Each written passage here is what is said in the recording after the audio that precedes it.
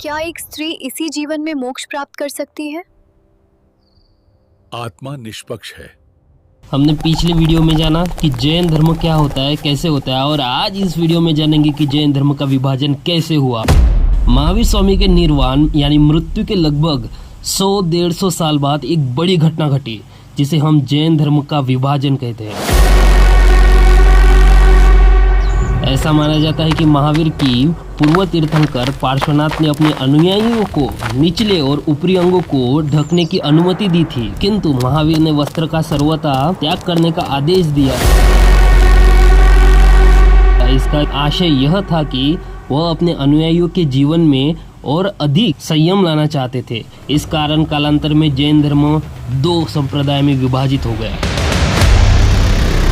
पहला श्वेतांबर अर्थात सफेद वस्त्र धारण करने वाला और दूसरा दिगंबर अर्थात नग्न रहने वाला। दूसरी ओर जैन धर्म में एक और परंपरा के अनुसार ऐसा माना जाता है कि महावीर स्वामी के निर्वाण के 200 वर्ष बाद मगध में 12 वर्ष तक अकाल पड़ा।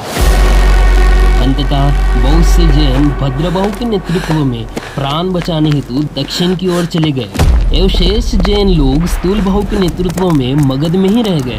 अकाल समाप्त होने के बाद जब वे मगध लौटे तो उनमें वैचारिक मतभेद उत्पन्न हो गए। तब से दक्षिण के जैन दिगंबर तथा मगध के जैन श्वेतांबर कहलाए।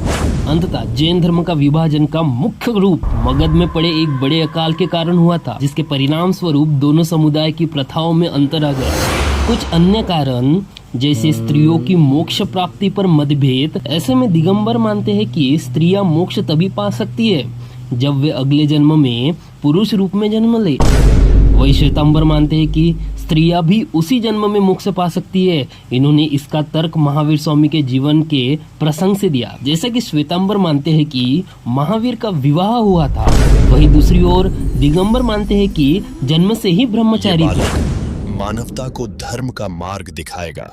जैसा कि महावीर के उपदेश मौखिक रूप में दिए, लेकिन समय के साथ ग्रंथों की रचना हुई। श्वेतांबर ने अपने ग्रंथों को लिपिबद्ध किया जिन्हें आगम कहा गया।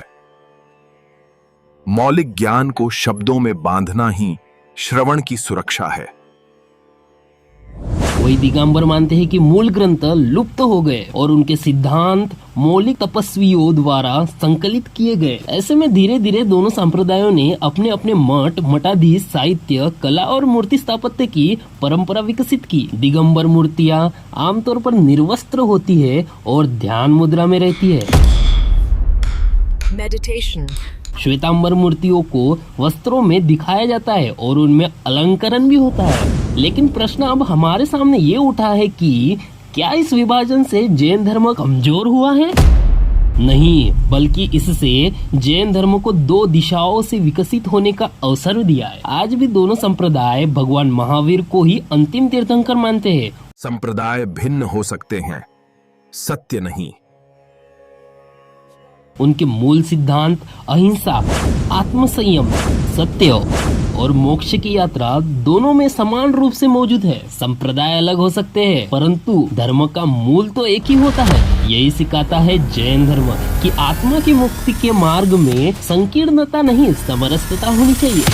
धर्म नश्वर नहीं है, आत्मा अमर है। आज दुनिया भर में लोग हिंसा, दूसरे राज्यों को हड़पना, आतंकवाद की घटना, निर्दोष की हत्या, पशु की हत्या, पर्यावरण का अंधाधुंध नुकसान पहुंचाना। पृथ्वी हमारी माता है, तपस्या का प्रथम स्थान। अहिंसा, आत्मसंयम, सत्यदान, ये मानवता की अंतिम शरण है। एक दूसरों के प्रति नफरत रखना जैसी घटनाएं घटित हो रही है। ऐसे में जैन धर्म के विचार, परंपरा और दर्शन लोगों को सही राह दिखाने और समाज में सुख शांति वैभव लाने में जैन धर्म प्रासंगिक हो सकता है। हिंसा पर अहिंसा की विजय, इसी को कहते हैं। अगर आपको ये वीडियो ज्ञानवर्धन लगा तो इसे जरूर शेयर करें और हमारे चैनल को सब्सक्राइब करें। कमेंट में बताएं कि क्या आप दिगंबर परंपरा से है या श्वेतांबर या बस जैन दर्शन के प्रेमी। जय हिंद, जय Bharat. Is killing animals wrong? Every life is valuable, Talang. This is Jain philosophy. Philosophically different, one goal, salvation.